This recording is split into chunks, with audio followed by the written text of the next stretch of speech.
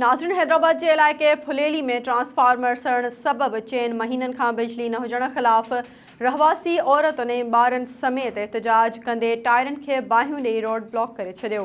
उन हवाले सां असां वीडियो लिंक ते मौजूदु आहे हैदराबाद मां SS न्यूज़ जो रिपोर्टर ग़ुलाम मुस्तफ़ा सोलंगी। जी ग़ुलाम मुस्तफ़ा, धरणे जी छा सूरत हाल आहे?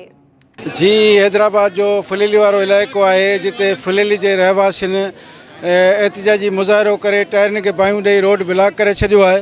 हितां जे रहवासियुनि जो इहो चवणु आहे त गुज़िरियल 3 महीननि खां ट्रांसफार्मर सड़ियल आहे ऐं हिते वापडा वारा उहो ट्रांसफार्मर लाहे खणी विया आहिनि, पर 3 महीननि खां हुनखे बिजली जी फराहमी नथी कई वञे, जंहिंजे करे इन गर्मी जी मौसम में उहो सख़्तु हुन जा पाणी जी खोट पैदा थी वई आहे इन इलाइक़े में ऐं उन्हनि वटि पाणी नथो अचे, बिजली नथी अचे, जंहिंजे करे हुननि जो चैन आराम फिटी वियो आहे। ऐं हिते हू औरतुनि समेत ॿारनि समेत एहतजाजी मुज़ाहिरो करे वेठल आहिनि।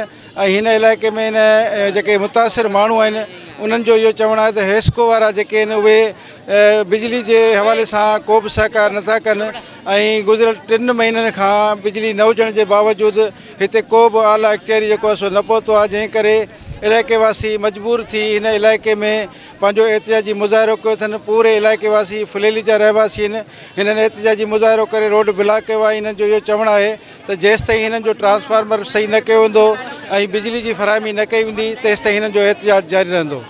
वधीक ख़बरुनि अपडेट्स लाइ ॾिसंदा रहो SS न्यूज़ वेब चैनल। असांजे चैनल खे लाइक ऐं सब्सक्राइब करणु न विसारींदा।